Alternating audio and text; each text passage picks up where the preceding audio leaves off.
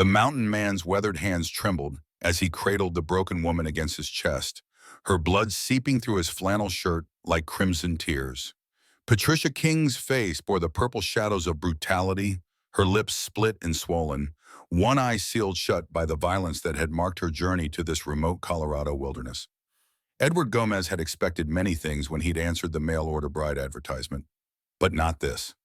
Not a woman who flinched at his gentlest touch, whose breathing came in ragged gasps that spoke of ribs possibly cracked, whose spirit seemed as fractured as her battered body. "Who did this to you?" The words emerged from his throat like gravel, each syllable weighted with a fury that had been building since the moment he'd found her collapsed beside his cabin door, 3 hours past sunset. The stagecoach had departed without ceremony, leaving behind only dust and this damaged soul who was supposed to become his wife. Patricia's good eye fluttered open, focusing on his face with difficulty. She tried to speak, but only managed a whisper that barely disturbed the mountain air. "Please," she breathed, "don't send me back." The desperation in her voice cut through Edward like a blade. He'd lived alone on this mountain for 8 years, seeking solitude after the war had taken everything from him. He'd placed that advertisement not from loneliness, but from practicality. Winter was coming, and a man needed help to survive the brutal Colorado cold. He'd expected a sturdy woman, perhaps plain but capable, someone who understood the harsh realities of mountain life. He hadn't expected this fragile creature who looked as though she might shatter if he held her too tightly. "I won't send you anywhere," he said, his voice softer now, though the rage still simmered beneath the surface. "But I need to know who hurt you." Patricia's fingers clutched weakly at his shirt. "The men," she whispered, "on the stage. They said I was paid for. Said I belonged to them until we reached you." Edward's jaw clenched so hard his teeth ached. The stagecoach company. He'd paid them good money to transport his bride safely, and they'd treated her like cargo. Worse than cargo. The bruises on her wrists told a story of restraint, of hands that had grabbed and held and hurt. The torn fabric of her dress spoke of attempted violations that made his vision blur with fury.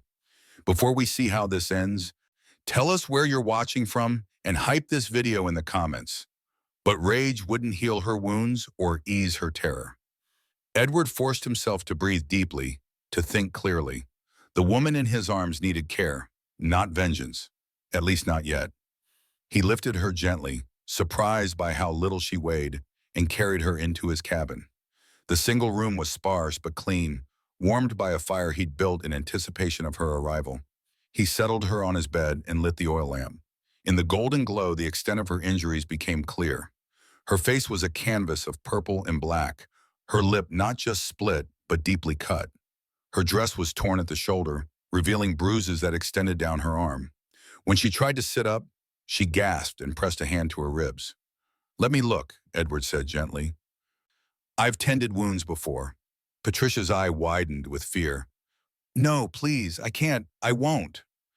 "I won't hurt you," he said, settling into the chair beside the bed. "But you might have broken ribs. If they puncture something inside, you could die." She stared at him for a long moment, searching his face in the lamplight. Whatever she saw there must have reassured her because she gave a slight nod. Edward moved with careful precision, his touch clinical and gentle as he examined her injuries. 2 ribs were cracked but not displaced. The cuts on her face would heal clean if kept clean. The bruises would fade, but the damage to her spirit, the fear that made her flinch at every movement, that would take longer to mend. "You'll live," he said finally, settling back in his chair. "But you need rest and time to heal." "I can work," Patricia said quickly. "I can cook and clean. I can earn my keep. I won't be a burden." Edward studied her face, seeing the desperation beneath the pain. "What were you running from?" he asked quietly. Patricia's good eye filled with tears she refused to let fall. "My father," she whispered. "He sold me to pay his debts. The man who bought me, he was cruel. Worse than cruel. I couldn't stay. I couldn't let him touch me again." The pieces began to fall into place. A young woman fleeing an arranged marriage to a brutal man desperate enough to answer an advertisement from a stranger in the mountains. She'd traded one unknown for another, hoping to find something better in the wilderness. Instead, she'd found more cruelty on the journey itself. "What's your real name?" Edward asked. "Patricia King," she said. "I didn't lie about that." "And you're 22?" She nodded, then winced at the movement. "Yes, everything in my letter was true, except the part about wanting to be a wife. I just wanted to be free." Edward leaned forward, his elbows on his knees. "I won't force you into anything," he said. "You can stay here as long as you need to heal. After that, if you want to leave, I'll help you get wherever you want to go." Patricia stared at him as though he had spoken in a foreign language. "You'd let me go?" "You're not my property," Edward said firmly. "You're a person. You get to choose your own path." For the first time since he'd found her, Patricia's expression softened. The fear remained, but beneath it he glimpsed something else. Hope, perhaps, or at least the possibility of hope. The next morning brought autumn's first snow, early even for the high country. Edward woke to find Patricia sitting by the window, watching the flakes drift past the glass. She'd managed to wash her face and braid her hair, though the effort had clearly exhausted her. The bruises looked worse in daylight, the colors more vivid against her pale skin. "How do you feel?" he asked, stirring the coals in the fireplace. "Better," she said, though her voice was still hoarse. "Thank you for the clean clothes." He'd left one of his shirts and a pair of his smaller trousers folded on the chair beside the bed. They were too large for her, but they were clean and whole, unlike her torn dress. "Are you hungry?" Edward asked, already knowing the answer. He'd heard her stomach growling from across the room. Patricia nodded, then seemed to catch herself. "I can cook," she said quickly, "if you show me where things are." "You need to rest," Edward said. "I can manage breakfast." He moved around the small kitchen area with practiced efficiency, frying salt pork and cornbread in the cast-iron skillet. The smell filled the cabin, rich and comforting. Patricia watched him work, her expression thoughtful. "You live here alone?" she asked. "For 8 years," Edward confirmed, "since I came back from the war." They ate in companionable silence, Patricia managing only small bites, but clearly grateful for the food. Edward found himself studying her face, trying to see past the bruises to the woman beneath. She had delicate features, fine-boned and elegant despite the damage. Her hair was the color of honey, and her one good eye was a startling shade of green. "Tell me about the men on the stagecoach," Edward said when they had finished eating. Patricia's fork stilled in her hand. "Why?" "Because they need to answer for what they did to you." She set down her fork and wrapped her arms around herself. "There were 3 of them, the driver and 2 guards. They said the company told them I was a whore, traveling to service men in the mining camps. They said since you'd paid for the transport, you wouldn't mind if they sampled the goods first." Edward's hands clenched into fists. "Did they?" "They tried," Patricia said quietly. "I fought them. That's how I got most of these bruises. They said they'd finish what they started when we made camp, but then we reached your cabin and they threw me out like garbage." "What were their names?" Patricia looked up at him, fear flickering in her eye. "You can't go after them. They'll kill you." "Let me worry about that," Edward said. "What were their names?" She was quiet for so long he thought she wouldn't answer. Finally, she whispered, "The driver was called Murphy. The guards were Jensen and Cole. But please, Edward, don't do anything foolish. I'm not worth dying for." Edward stood abruptly, his chair scraping against the floor. "Don't ever say that again," he said fiercely. "Every person has worth. What they did to you was wrong, and they need to face consequences for it." Patricia flinched at his raised voice, and Edward immediately regretted his outburst.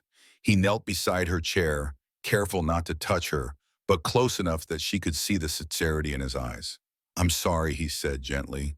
"I didn't mean to frighten you. I'm not angry at you. I'm angry at them."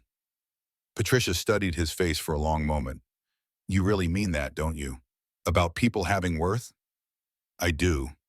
Even damaged people?" Edward's heart clenched at the pain in her voice. "Especially damaged people," he said. "Damage doesn't define worth. It just means someone needs more care to heal." Tears spilled from Patricia's good eye, the first she'd allowed herself to shed since he'd found her. "I don't know how to be cared for," she whispered. "I don't know how to trust." "You don't have to know how," Edward said.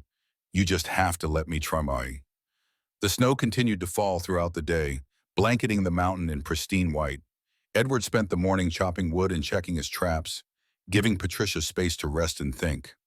When he returned to the cabin, he found her attempting to mend her torn dress with needle and thread she'd found in his sewing kit. You don't have to fix that, he said, hanging his coat by the door. I need something to wear besides your clothes, Patricia said, though I'm grateful for them. Edward watched her work, noting how her hands shook from pain and exhaustion. There's a seamstress in town, he said, Miss Henderson. She could make you proper clothes, and Patricia's hands stilled. Town? Copper Falls, about 10 miles down the mountain. We'll need to go there eventually for supplies before the heavy snows come. I can't, Patricia said quickly. I can't be seen like this. People will ask questions. People in Copper Falls mind their own business mostly, Edward said. But if you're not ready, we can wait until you heal more. Patricia set down her sewing and looked at him. Why are you being so kind to me? The question caught Edward off guard. He thought about it for a moment, considering his answer carefully. Because kindness costs nothing, he said finally, and because you deserve it. You don't know me, Patricia said. I might be a terrible person. Are you? I don't know anymore, she said honestly. I've done things I'm not proud of to survive. We all have, Edward said. Survival sometimes requires compromise. That doesn't make you terrible. It makes you human. That evening, as the wind howled around the cabin and the snow piled deeper against the windows, Patricia asked Edward to tell her about his life on the mountain. He spoke of the seasons, the wildlife, the harsh beauty of winter, and the explosive growth of spring. It sounds lonely, Patricia said. It was, Edward admitted. That's why I placed the advertisement. I thought it would be practical to have help. I didn't expect to care about the person who answered it. Patricia looked at him sharply. You care about me? I do, Edward said simply. You're brave and strong, even if you don't feel it right now. You survived whatever drove you from your home, survived the journey here, survived what those men did to you. That takes courage. I don't feel brave, Patricia said. I feel broken. Broken things can be mended, Edward said. Sometimes they're even stronger after they heal. 2 weeks after Patricia's arrival, Edward made a decision that would change everything.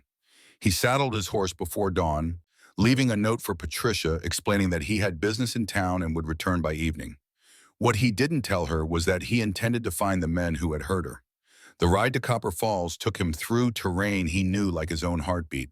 The aspens had turned golden, their leaves shimmering in the morning light.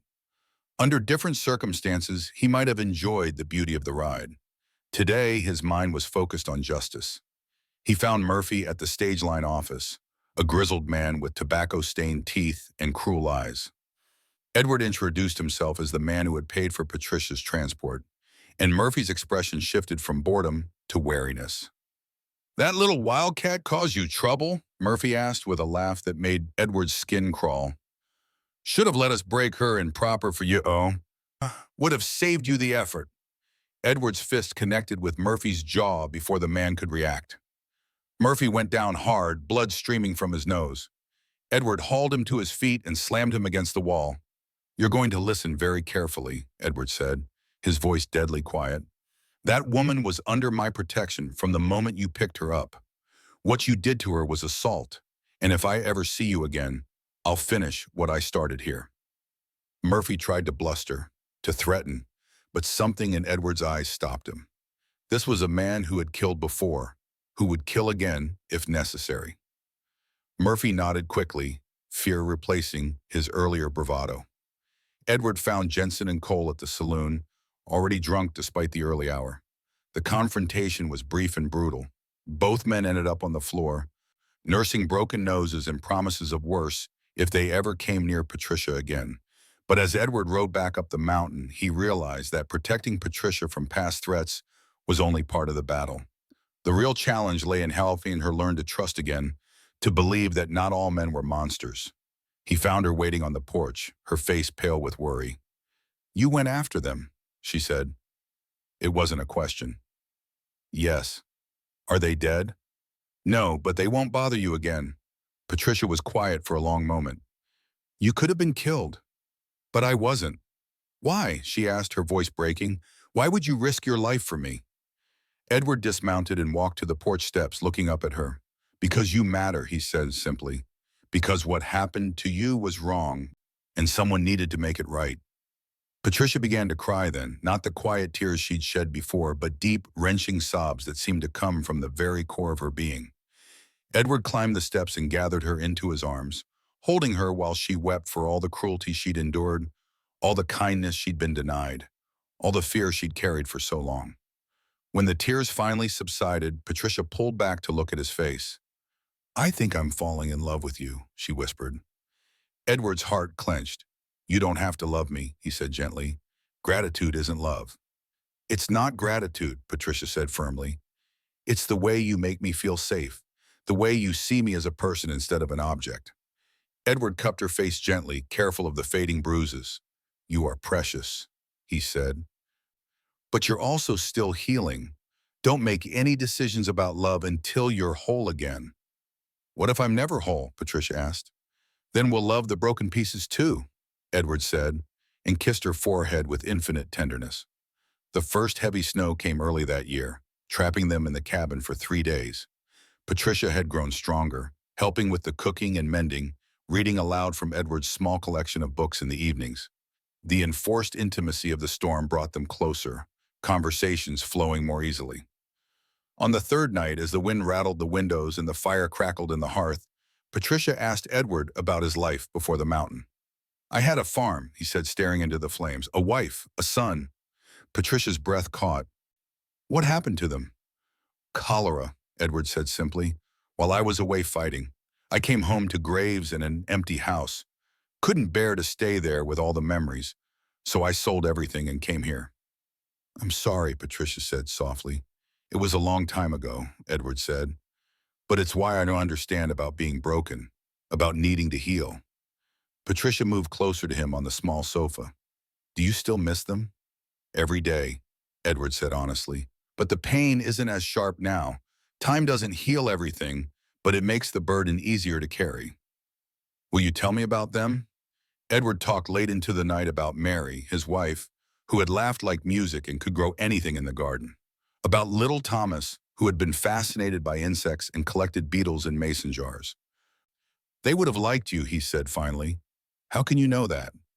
Because they had good hearts, Edward said, and people with good hearts recognize each other. Patricia leaned against his shoulder, and for the first time since her arrival, Edward felt her truly relax. I never had that, she said quietly. A good heart, I mean. My father was cruel. My mother was weak. I learned to survive by being hard. You're not hard now, Edward observed. That's because you make me feel safe enough to be soft, Patricia said. I never knew that was possible. The storm passed, but something had shifted between them during those 3 days. Patricia began to smile more often, to laugh at Edward's dry observations about the wildlife around the cabin. She started planning improvements for the spring, talking about a larger garden, maybe some chickens. She was beginning to think of the cabin as home, of Edward as more than just a refuge. But their fragile peace was shattered one morning when Edward returned from checking his traps to find Patricia huddled on the cabin floor, shaking violently. A letter lay crumpled beside her, the envelope torn open. What is it? Edward asked, kneeling beside her.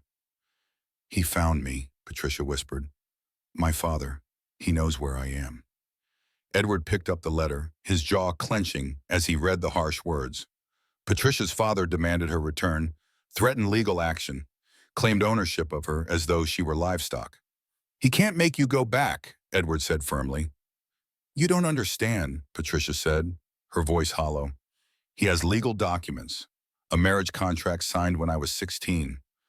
I belong to the man who bought me. Edward crumpled the letter in his fist. Let him try. Edward, no, Patricia said desperately. You don't know what he's capable of. He'll destroy you to get to me.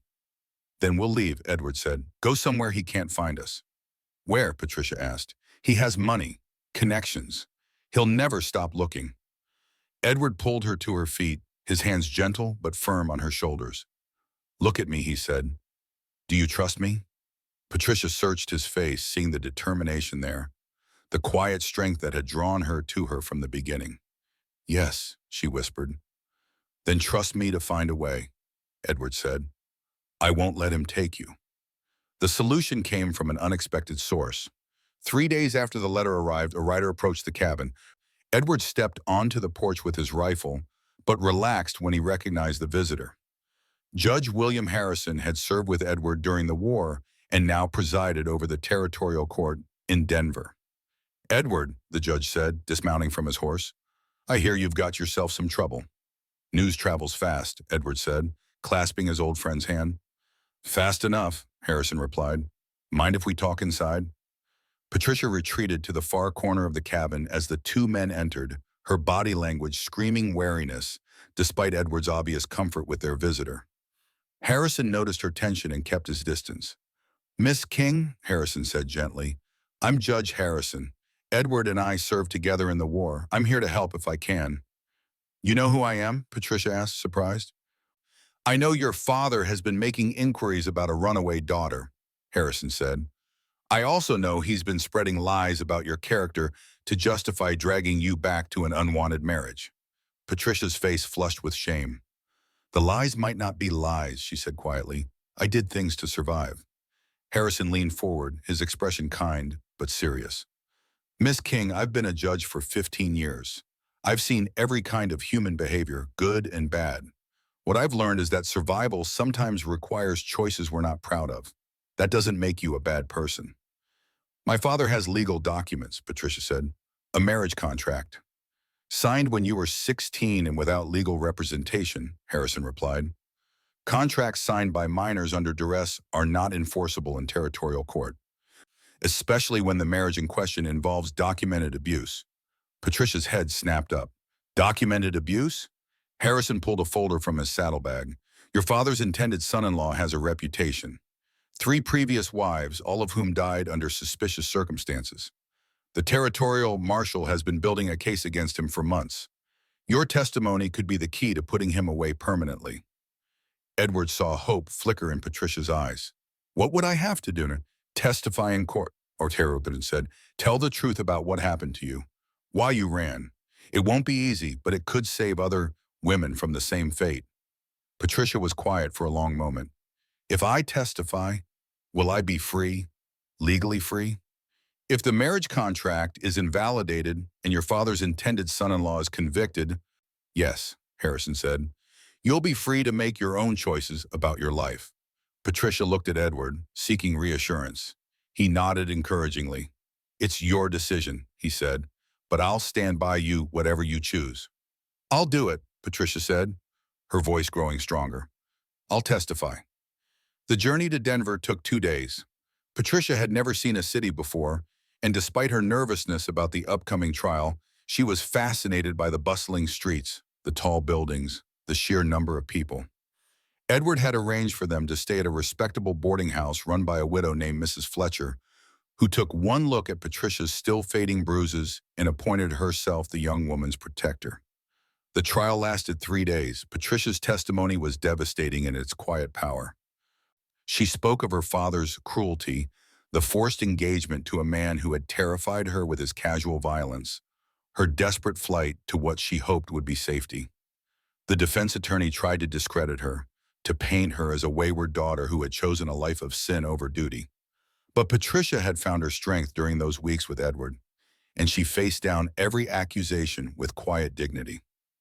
"I am not my father's property," she said at one point, her voice ringing clear through the courtroom. "I am not any man's property. I am a human being with the right to choose my own path, to marry for love instead of money, to live without fear." When the verdict came, it was everything Harrison had promised. The marriage contract was declared invalid, Patricia's intended husband was convicted on multiple charges, and Patricia was declared legally free to make her own choices.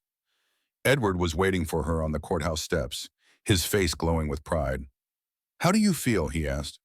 "Free," Patricia said, and for the first time in her life, she truly meant it.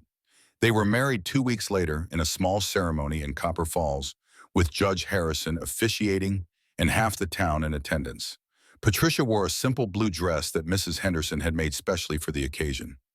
"I take you not from desperation or gratitude," Patricia said, her voice clear and strong, "but from love, from choice, from the knowledge that you see me as I truly am, and love me not despite my scars, but because of the strength they represent." Edward's own vows were simple but heartfelt. "I promise to protect you not because you are weak, but because you are precious. To stand beside you not as your master, but as your partner. To love you not for what you can give me, but for who you are."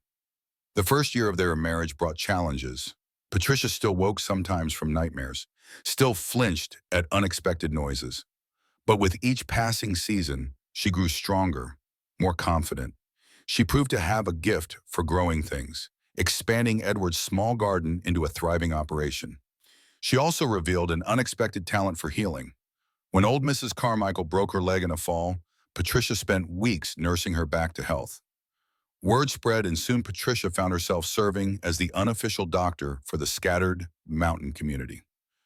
"You've found your calling," Edward observed one evening as Patricia prepared a poultice for a child with a persistent cough. "I never thought I had one," Patricia replied. "I spent so many years just trying to survive that I never considered what I might be good at."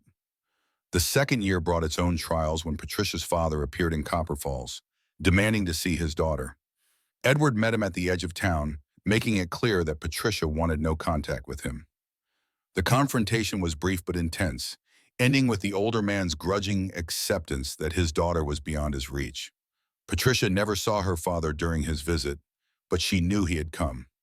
"Do you think he'll try again?" she asked Edward that night. "I don't think so," Edward said. "He's a bully, and bullies don't like fair fights. He knows you have people who will stand with you now."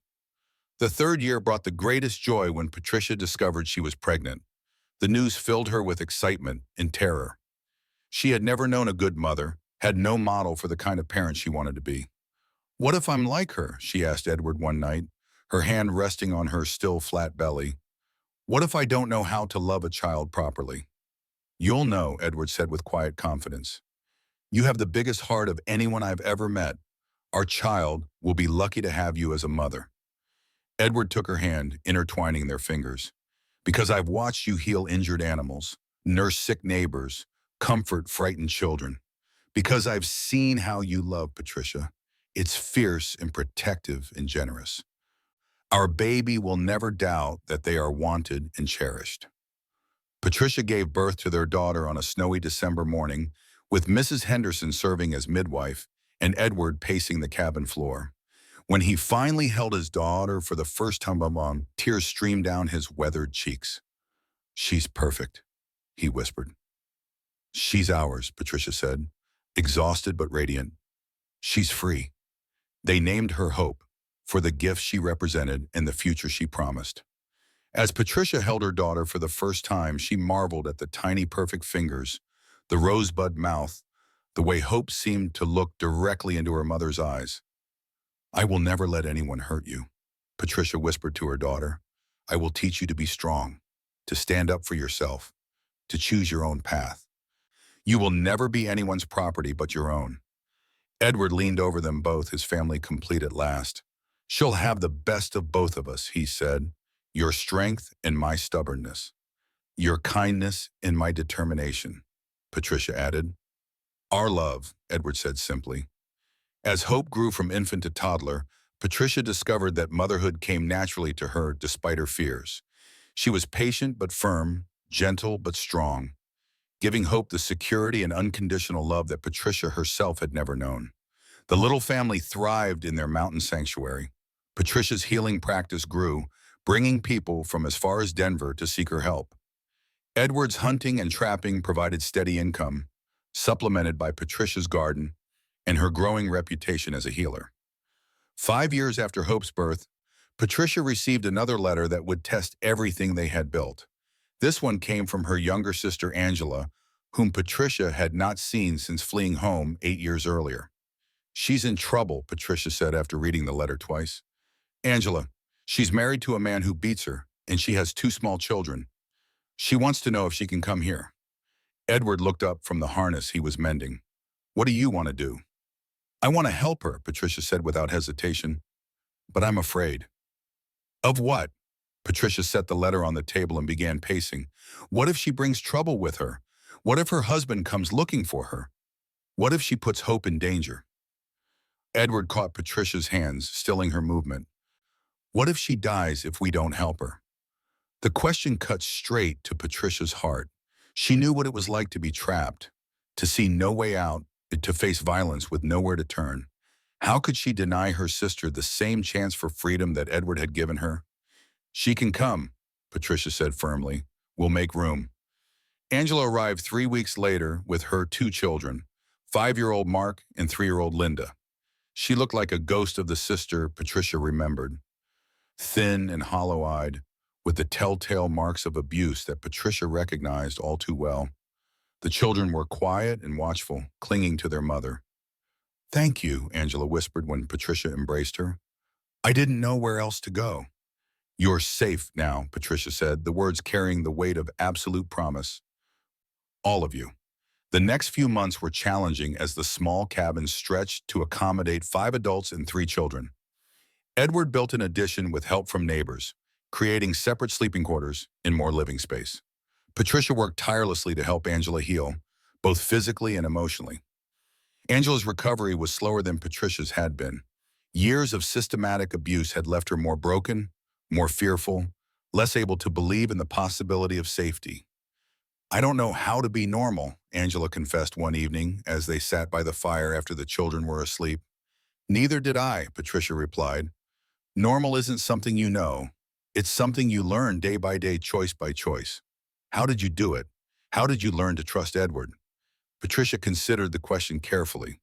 I didn't, at first. Trust came slowly, built on small moments of kindness, consistent behavior, kept promises. Edward never pushed me to trust him faster than I was able. Angela's husband proved to be as persistent as he was violent. He tracked them to Colorado within 6 months, arriving in Copper Falls with legal documents claiming ownership of his wife and children. But he had not counted on the network of protection that surrounded Patricia's family. Judge Harrison had prepared for this possibility. Angela's marriage had also been arranged when she was underage, and her husband's history of violence was well documented. The legal battle was swift and decisive, ending with his arrest and Angela's freedom secured. It's over, Patricia told her sister when the news came. You're free to choose your own life now. Angela wept with relief, but also with uncertainty. I don't know how to choose, she said. I've never been allowed to make decisions for myself. Start small, Patricia advised. Choose what to have for breakfast. Choose which dress to wear. Choose how to spend your afternoon. Freedom is built one small choice at a time. As Angela slowly began to heal and find her strength, she proved to have her own gifts. She was excellent with children, patient and nurturing. She also had a talent for sewing and needlework, creating beautiful clothes and household items that brought in additional income. The children thrived in the mountain environment. Hope, now 6, appointed herself big sister to Mark and Linda, teaching them about the wildlife and plants around their home. Mark showed Edward's quiet strength and practical intelligence. Linda was a sunny child who seemed to have inherited Patricia's gift for healing. We're building something here, Edward observed one evening as they watched the 3 children play while Angela hung laundry on the line. Something bigger than just a family. What do you mean? Patricia asked. A sanctuary, Edward said, a place where broken people can come to heal, where children can grow up safe, where women can learn that they have choices. Patricia looked around at their expanded homestead, seeing it through Edward's eyes. They had indeed created something special, a place of healing and hope in the midst of the harsh mountain wilderness. The sanctuary aspect of their home became even more apparent when other women began to arrive, drawn by word-of-mouth stories of Patricia's escape and Angela's rescue. Some came with children, others alone. All carried the scars of abuse, abandonment, or desperation that Patricia recognized in her own past. Edward never questioned Patricia's decision to help these women. He simply built more rooms, planted larger gardens, and worked longer hours to support the growing household. His quiet strength and unwavering respect for women created an environment where healing was possible. You could have married a simple mountain woman who would have given you a quiet life. Patricia said to him one night. I did marry a mountain woman, Edward replied, pulling her closer. One who happened to bring the whole world with her. Do you ever regret it? The complications? The extra mouths to feed? Edward was quiet for a moment. Do you know what I regret? He said finally. I regret that there are so many women who need sanctuary. I regret that cruelty is so common that kindness seems remarkable. But I don't regret saving the ones we can. Their reputation spread beyond Colorado. Letters came from as far away as California and New York. Women seeking advice, asking for help, begging for sanctuary. Patricia answered every letter, offering what guidance she could. Some of the women who came to stay eventually moved on, finding their own paths to independence. Others chose to remain, becoming permanent members of their extended family. A few were too damaged to ever fully heal, but they found peace and purpose in helping others. The children who grew up in their sanctuary carried its lessons into the wider world. Hope, now 10, was fiercely protective of anyone she perceived as vulnerable. Mark had overcome his early trauma to become a confident, compassionate boy. Linda's sunny nature made her a natural peacemaker. We're raising the next generation of protectors, Patricia observed one day as she watched Hope teach a newly arrived child how to identify edible plants. And healers, Edward added, noting how naturally Linda comforted a crying infant. And leaders. And free people, Patricia said, the words carrying the weight of everything they had built together. As their 10th wedding anniversary approached, Patricia reflected on the journey that had brought them to this point. From the broken, terrified woman who had collapsed on Edward's doorstep to the confident healer and protector she had become, the transformation seemed almost miraculous. Do you think we've made a difference? She asked Edward on the eve of their anniversary. Look around, Edward said, gesturing to their bustling household where women and children of all ages lived in safety and dignity. Every person here is living proof that we've made a difference. Edward took her hand, his calloused fingers intertwining with hers. The world is made up of individuals, Patricia. Change one life and you change the world. We've changed dozens of lives. Those people will change others. It spreads outward like ripples in a pond. I love you, Patricia said, the words carrying the weight of a decade of shared struggle and triumph. I love you too, Edward replied, and I'm proud of who you've become. Who we've become, Patricia corrected. Together. The celebration of their anniversary was interrupted by the arrival of a young woman who would test their sanctuary in ways they had never anticipated. Nancy Hill appeared at their door on a stormy October night, 8 months pregnant and fleeing from a situation that defied easy categorization. Unlike the other women who had sought their help, Nancy was not running from an abusive husband or father. She was running from the law itself, accused of murdering the man who had assaulted her. I killed him, she told Patricia and Edward bluntly after they had given her food and shelter. He attacked me, and I fought back, and he died. The law says that makes me a murderer. Patricia and Edward exchanged glances, both recognizing the terrible complexity of Nancy's situation. Harboring a fugitive could destroy everything they had built, could put all the women and children in their care at risk. Tell us what happened, Patricia said gently. Nancy's story was both familiar and unique. She had been working as a seamstress in Denver when her employer had cornered her in the shop after hours.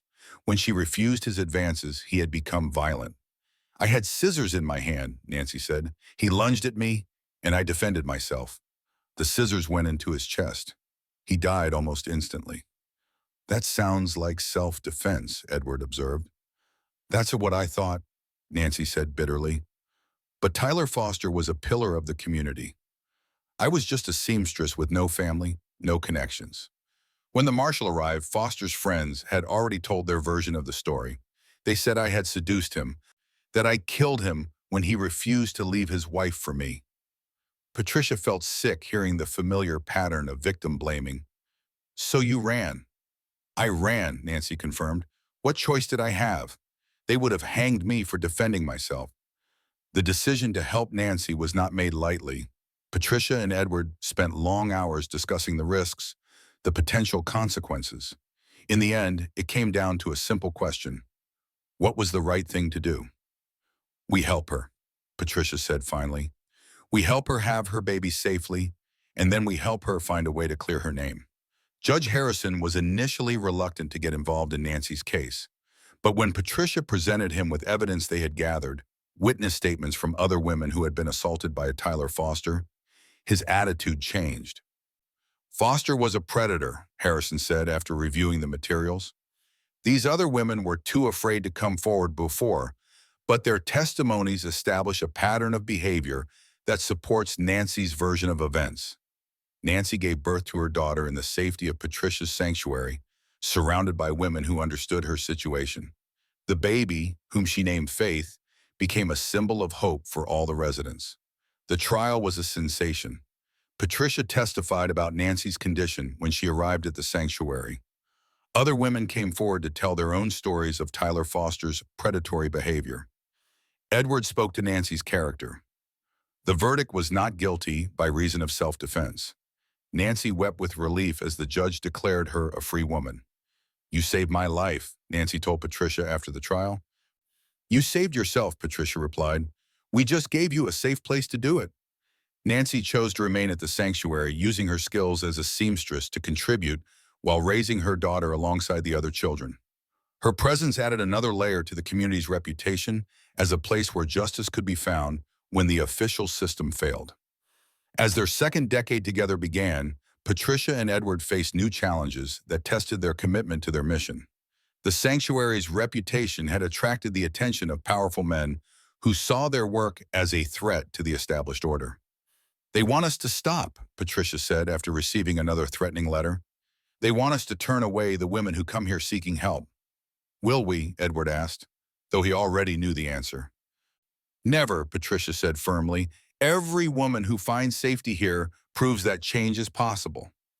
Their resolve was tested when a group of men arrived at the sanctuary demanding the return of their women. Led by a wealthy rancher whose wife had fled to the sanctuary with their children, the group claimed legal authority to reclaim their property. Edward met them at the property line, rifle in hand, backed by every able-bodied person in their community. "No one here belongs to Utah," he said calmly. "Everyone is free to leave if they choose, but no one will be taken by force." The confrontation lasted hours, but the sanctuary's residents had prepared for this possibility. They had legal documents, weapons, and most importantly, the absolute determination of people who had already lost everything once. The men eventually retreated, but the threat remained. The sanctuary needed stronger protections, more legal authority, better defenses. The solution came from Judge Harrison, who arrived with news that the territorial government was establishing a new program to create official refuges for women and children fleeing domestic violence. The sanctuary could become the first officially sanctioned facility. "There are conditions," Harrison warned: official oversight, regular inspections, strict rules about who can be admitted. Patricia and Edward debated the offer. Official recognition would provide security and resources, but it would also mean compromising some of their independence. In the end, they chose a middle path. They would accept official designation for part of their operation while maintaining a private sanctuary for those who fell outside official guidelines. The official recognition brought changes. Government inspectors arrived quarterly. They had to maintain detailed records of every resident, but the benefits were significant. Funding allowed them to expand their facilities and hire additional staff. Legal protection meant that men could no longer threaten them with impunity. "We're not just saving individual women anymore," Patricia observed as she watched a group of visitors from other territories touring their facilities. "We're changing the system itself." Their children, now teenagers, had grown up understanding that their family's mission was larger than themselves. Hope, at 16 at Bayern, had already announced her intention to study medicine. Mark, 14, showed Edward's practical skills and quiet leadership. Linda, 12, had inherited Patricia's gift for healing. "They'll carry this forward when we're gone," Patricia said, watching Hope demonstrate proper wound care to new arrivals. "They'll do it better than we did," Edward replied. "They're growing up knowing that this is normal, that helping others is just what people do." The sanctuary's 20th anniversary was marked by a celebration that drew visitors from across the Western Territories. Women who had found safety there years earlier returned with their children and grandchildren. Officials praised their pioneering work. But for Patricia, the most meaningful moment came when a young woman approached her during the festivities. She was well-dressed and confident, carrying herself with assurance. "You don't remember me," the woman said, "but you saved my life 23 years ago." Patricia studied the woman's face, trying to place her. Something about her eyes was familiar. "I was 3 years old when my mother brought me here," the woman continued. "She was running from my father, who had been beating both of us.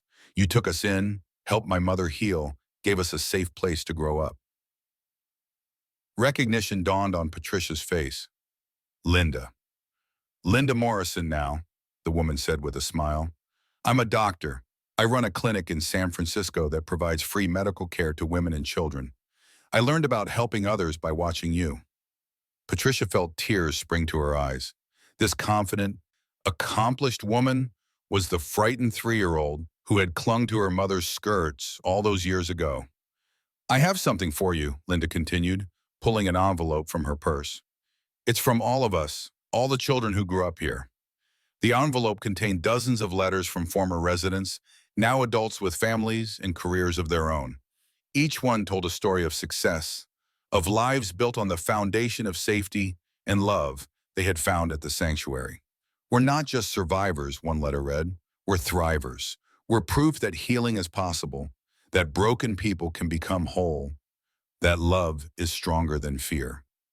Patricia shared the letters with Edward that night, both of them marveling at the ripple effects of their work. "We thought we were just helping individuals," Patricia said. "We didn't realize we were changing the future."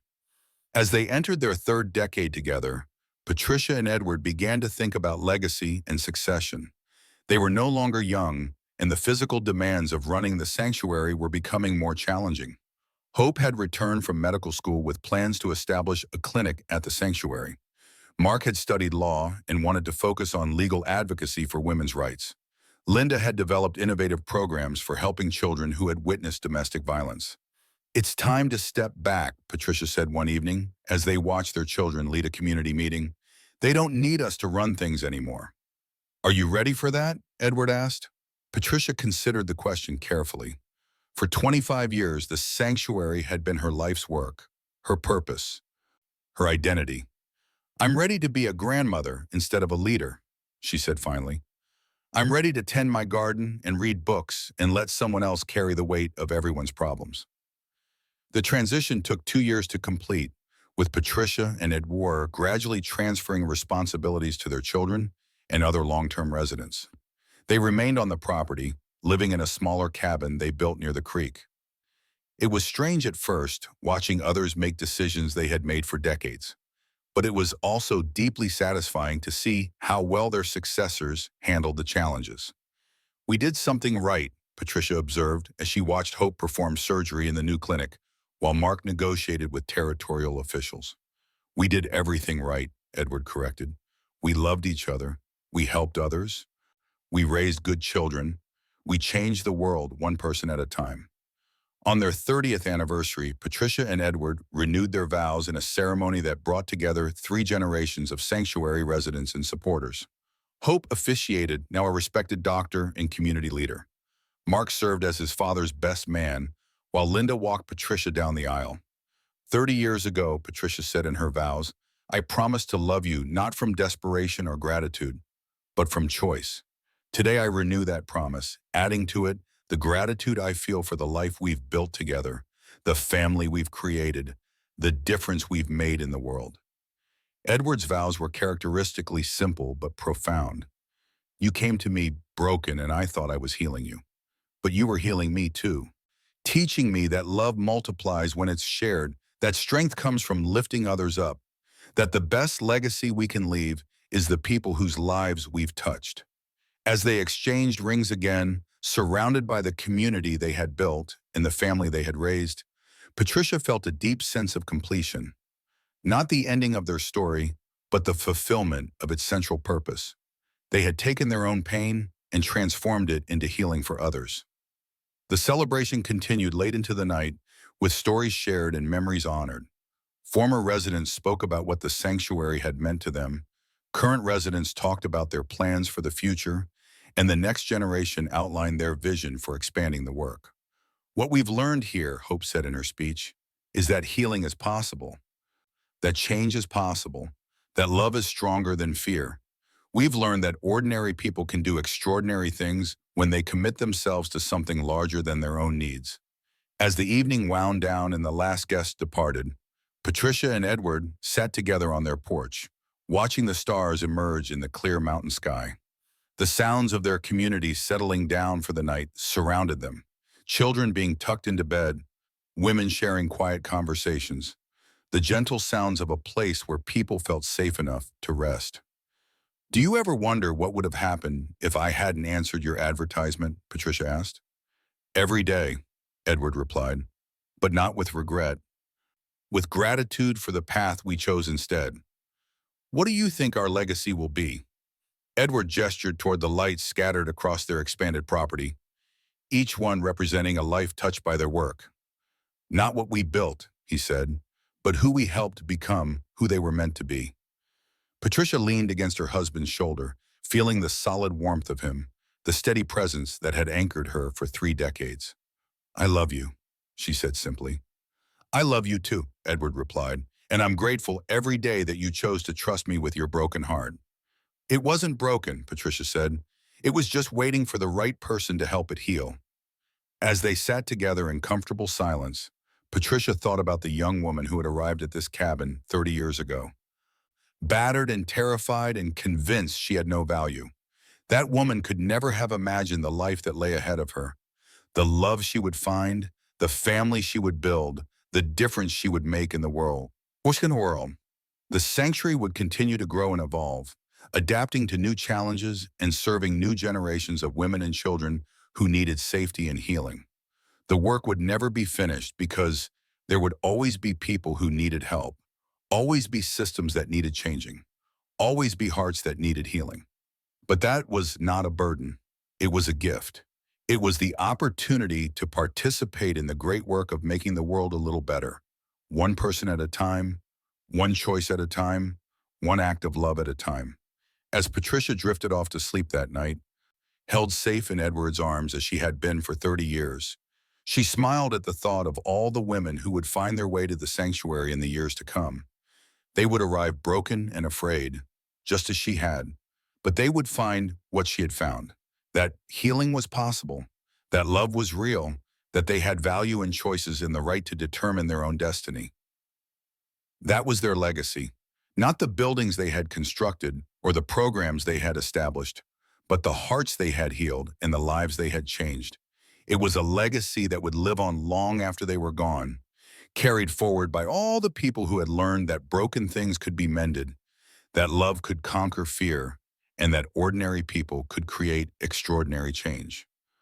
The mountain wind whispered through the pines outside their window, carrying with it the promise of tomorrow and all the tomorrows to come. And in that promise, Patricia found the perfect piece of a life well lived, a love well shared, and a purpose well served.